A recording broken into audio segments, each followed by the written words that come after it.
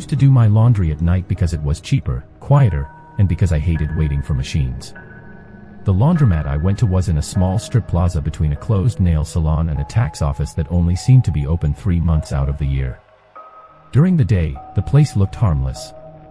Big windows, faded posters for detergent, a change machine that worked only when it felt like it, and rows of old white washers with scratched plastic lids. At night, it felt different. The lights inside were too bright compared to the parking lot. When you sat there waiting, you could see your own reflection in the windows more clearly than you could see outside. The machines shook the floor. The dryers clicked and hummed. Every once in a while, one of the ceiling lights would flicker, and for half a second the whole place looked like it had blinked. I was 26 at the time and living alone in a one-bedroom apartment about 10 minutes away. I worked 2 jobs then, one in an office during the day and one at a restaurant on weekends. Laundry was one of those things I kept putting off until I had no clean socks left and started making bad decisions. That night, I got to the laundromat a little after 10:30. It closed at midnight. There was one other person inside when I walked in, an older woman folding towels near the front windows. She had a plastic grocery bag full of quarters, a paperback book on the table beside her, and the tired look of someone who had done this routine 1,000 times. We gave each other that small stranger nod people give in laundromats. Not friendly, exactly. Just acknowledgement. I loaded 2 washers near the back because they were the only large ones open. I remember being annoyed with myself because I had forgotten dryer sheets again. I bought one of those tiny boxes from the vending machine, the kind that costs way too much for 2 sheets and always smells like cardboard. The older woman left around 11. I watched her carry 2 baskets out to a brown minivan parked right in front. She struggled with the sliding door, got it open, then drove away without looking back. After that, I was alone. I didn't mind at first. I had headphones in, but I wasn't listening to music. I do that sometimes in public places so people won't talk to me. I sat in one of the orange plastic chairs by the folding tables and scrolled through my phone while the washers ran. At 11:18, the front door opened. I looked up because the little bell above the door made a thin, cheap sound. A man walked in carrying nothing. That was the first thing I noticed. No laundry basket. No bag. No detergent. Not even a backpack. He was maybe in his late 30s or early 40s. Average height, work jacket, jeans, boots with dried mud around the soles. He had a baseball cap pulled low, but not low enough to hide his face. He looked like someone who might fix appliances or work construction. Not dirty, but worn out around the edges. He stepped inside and stood there for a second like he was deciding whether he had come to the right place. Then he looked at me. Not quickly. Not accidentally. He looked at me long enough that I had to look away first. I told myself he was probably waiting for someone. He walked over to the vending machine and stood in front of it. He didn't put money in. He didn't press anything. He just stared at the rows of tiny detergent boxes and dryer sheets. I went back to my phone, but I wasn't reading anymore. The washers had 12 minutes left. The men moved from the vending machine to the change machine. He patted his pockets like he was looking for bills, then stopped. He turned slightly, enough that I could tell he was watching me in the reflection of the glass. That was when I took one headphone out. The laundromat sounded much louder without it. Water sloshing. Metal rattling. One dryer making a dull thump every few seconds, like a shoe was trapped inside even though no one was using it. The men said, "You know if the bathroom works." His voice was normal. Maybe too normal. I pointed toward the back hallway without getting up. "I think so." He smiled a little. "You think so? I've never used it." That was true. The bathroom was down a short hallway past the dryers, and I avoided it because it looked like the kind of bathroom where the lock wouldn't work when you needed it to. He didn't go to the bathroom. Instead, he walked toward the dryers on the wall across from me and opened one. It was empty. He looked inside anyway. Then he opened the one next to it. Empty too. My washers had 8 minutes left. I started thinking about my car. It was parked near the front window, under the only working light in the lot. That made me feel a little better. The keys were in the pocket of my hoodie. My pepper spray was in my purse, which was sitting on the chair beside me. I moved the purse onto my lap. the man noticed. His face didn't change, but his eyes moved down to the purse and back to me. He opened another empty dryer. Then he said, "You come here a lot?" I didn't answer right away. That question is small, but there are questions that tell you too much about the person asking. He didn't ask if the machines were good. He didn't ask when the place closed. He asked if I came there often. I said, "No." He nodded. Smart. I looked at him. He shut the dryer door gently. Place is kind of dead at night.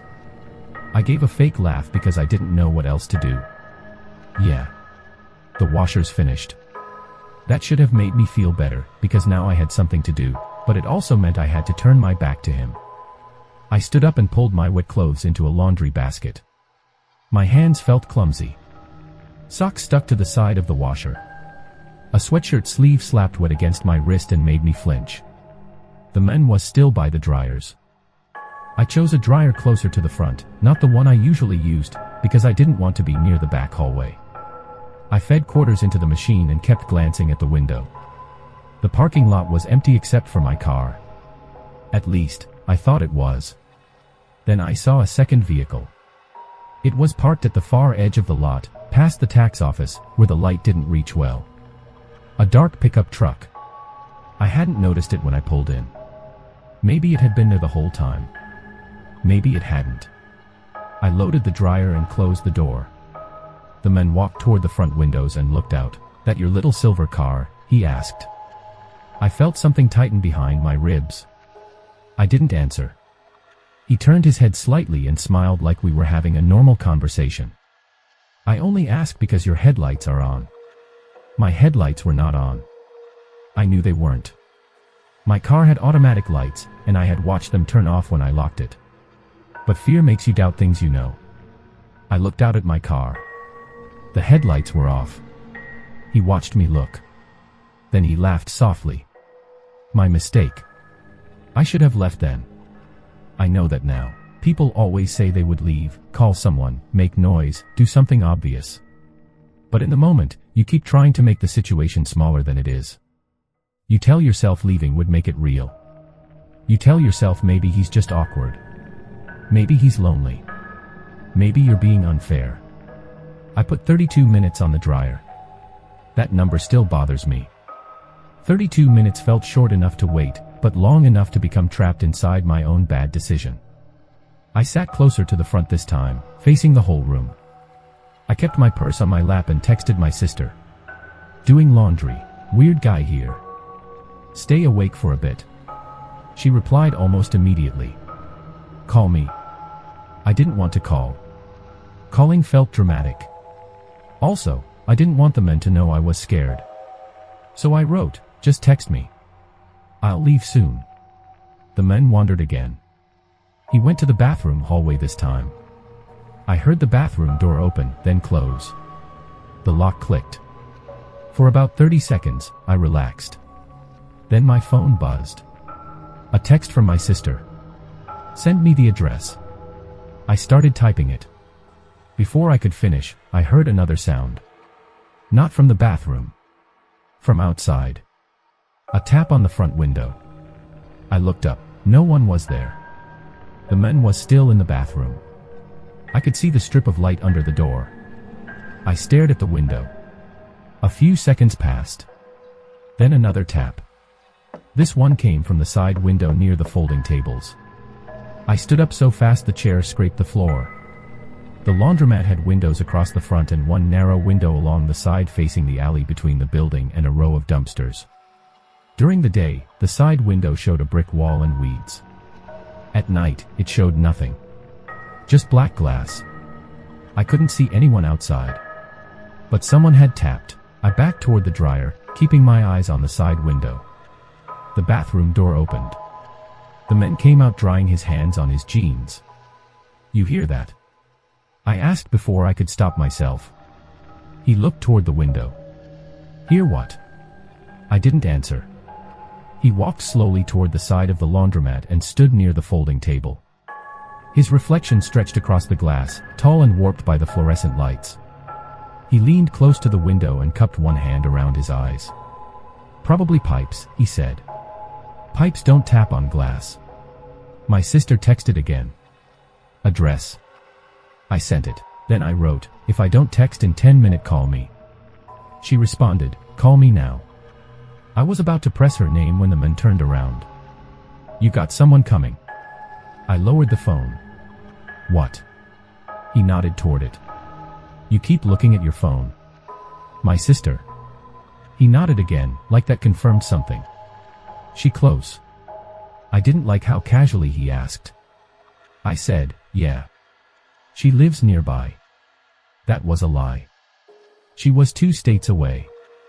He looked at me for a moment, then at the dryer. How long you got left? I didn't look. Almost done. He smiled. No, it's not. The dryer had 24 minutes left. He knew because he had looked. Or because he had been counting. I stood there with my phone in my hand, and the whole laundromat seemed to shrink. The back hallway. The side window. The locked bathroom. The empty machines. My car outside. His truck in the dark part of the lot. He walked to the change machine and leaned against it. Didn't mean to scare you, he said.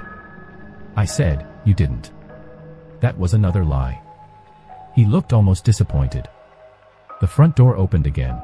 For 1 second, I thought someone else had come in, and relief hit me so hard I nearly spoke. But no one came in. The door opened about 6 inches, then stopped. Cold air moved across the floor. The man didn't look surprised. He just stared at the door. I could see the bell above it trembling slightly. Then a hand appeared around the edge. Not fully. Just fingers gripping the metal frame from outside. I stepped backward. The man said, door sticks. It didn't. I had used that door dozens of times. It did not stick. The fingers disappeared. The door slowly closed. I looked at the man. His face had changed. Up until then, he had been playing it normal. Asking questions. Smiling. Pretending there was a reason for everything. But now his expression was flat, like the performance had slipped for a second. Then he smiled again. That was worse. I grabbed my laundry basket, even though my clothes were still wet in the dryer. He said, leaving. I said, yeah. Dryer's not working right. He pushed off the change machine. You paid already. I don't care. I walked toward the dryer, but not to empty it. I needed my keys. I had put them on top of the machine when I loaded it. They weren't there. I stopped. My keys were gone. The man watched me notice. He didn't say anything. I checked the top of the dryer again, then the folding table, then under the basket, even though I knew where I had left them. Panic makes you repeat useless motions because they look like action. My keys were here, I said. The man frowned, too slowly. You sure? I looked at his hands. Empty. His jacket pockets bulged slightly, but so did everyone's jacket pockets in winter. Then my phone rang. My sister. The ringtone sounded painfully loud. I answered. Hey, I said, trying to keep my voice steady. She didn't bother pretending. Are you okay? The man looked toward the front windows again. I said, yeah. I'm just leaving. With your laundry. No. I'm leaving now. My sister's voice changed. Walk outside while I'm on the phone. The man said, can't leave without keys. He said it quietly, but my sister heard. Who was that? She asked. I didn't answer her. I looked at him. He tilted his head slightly, like we were both waiting to see what I would do. That was when the tapping started again. Not 1 tap this time. 3.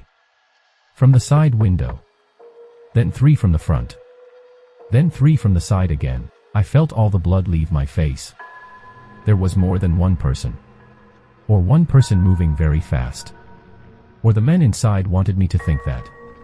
I still don't know which possibility scares me more. The man by the change machine reached into his pocket. I backed up. He pulled out my keys. He held them by the little fabric keychain my sister had bought me at a gas station years earlier. It had a faded sunflower on it. You dropped these, he said. I had not dropped them. He held them out, but not close enough for me to take without stepping toward him. My sister was yelling something through the phone, but I couldn't process the words. I looked at the keys.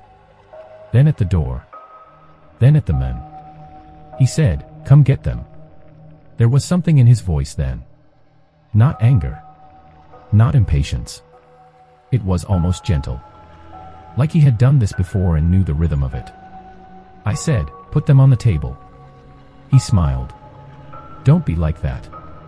The laundromat suddenly went quiet. At first, I didn't understand why. Then I realized the dryer had stopped. All the dryers had stopped. The whole row of machines went dark at once. The light stayed on, but the machines died. The men looked up toward the ceiling, annoyed. Not surprised. Annoyed. The power to the machines had been cut, but not the lights. I looked toward the back wall where the breaker panel was. It was in the hallway by the bathroom. The bathroom door was closed again. I had not seen anyone go in. My sister said, very clearly, "I'm calling 911. The men heard that too. His face tightened. "You don't need to do that." I said, "Put my keys down." He took one step toward me. I grabbed the nearest thing I could reach, the metal laundry cart beside the folding table. It was one of those rolling carts with a hanging bar above it. I pushed it hard between us. It hit his shin. Not enough to hurt him badly, but enough to make him swear. That broke the spell. I ran. Not toward the front door. That was where he expected me to go. I ran toward the back hallway. The second I did, I realized how stupid that was. The bathroom door was closed. The breaker panel was there. The hallway was narrow and ended at a back exit I had never used. But I was already moving. Behind me, the men shouted, "Hey!" I hit the back door with my shoulder. It didn't open. For one horrible second, I thought it was locked. Then I saw the push bar and slammed both hands into it. The alarm screamed. I stumbled into the alley behind the laundromat. The air was wet and cold. The alley smelled like trash, rain, and old cooking oil from the restaurant 2 doors down. The dumpsters blocked part of the path, and the ground was slick with leaves. I heard the back door slam behind me. I didn't look back. I ran past the dumpsters, around the corner of the building, and toward the front parking lot. That was when I saw the pickup truck again. The driver's door was open. Someone was sitting inside. Not the men from the laundromat. Someone else. The engine was running. The headlights were off. I changed direction and ran toward the road. My socks slid inside my shoes because they were damp from the laundromat floor. My phone was still in my hand. My sister was still on the line, saying my name over and over. I reached the sidewalk and saw headlights coming. I stepped into the street and waved both arms like an idiot. A car slowed. For a second, I thought it might be them. Then the passenger window rolled down, and a woman shouted, "Are you okay?" I said, "No." She unlocked the door. I got in. She was maybe in her 50s, wearing scrubs, with a fast food coffee cup in the center console and a rosary hanging from the mirror. I remember those details because my brain latched onto anything that wasn't the laundromat. I told her to drive. She did. Only when we were 2 blocks away did I look back. The pickup truck pulled out of the strip plaza. Slowly. No headlights. The woman driving me saw it too. She said, "Is that them?" I couldn't answer. She took a turn, then another, then pulled into a 24-hour pharmacy with bright lights and a security guard standing near the entrance. My sister flew in that weekend and helped me get my car. We went in daylight. The laundromat looked normal again. Too normal. People folding towels, kids eating chips, someone arguing with the change machine. There was no sign that anything had happened there. Except for one thing. On the side window, low in the corner, where someone outside would have had to crouch to reach it, there were 3 small smudges in a row. Tap. Tap. Tap. I never went back. For a while, I told myself the man had just been some creep who saw an opportunity. I told myself the person in the pickup was maybe unrelated. I told myself the machines going off was a coincidence, that old buildings have bad wiring, that cameras fail all the time. I told myself a lot of things because I needed to sleep. But about 2 months later, I was cleaning out my purse and found something I didn't recognize. A dryer sheet. Folded once. Tucked into the inside pocket where I kept my spare cash. I thought it was trash at first. Then I opened it. Written on the inside, in black marker, were 4 words. You left too early. I still don't know when it got there. I don't know if he put it in my purse before I moved it onto my lap, or when I dropped it in the woman's car, or some other time I never noticed. I don't know if he followed me after that night. I don't know if the pickup ever came near my apartment. What I do know is that I stopped doing laundry after dark. And even now, years later, whenever I pass a laundromat at night and see the bright windows, the spinning dryers, and someone sitting alone under fluorescent lights, I want to pull over and tell them not to wait for the cycle to finish. Just leave. Wet clothes can be replaced.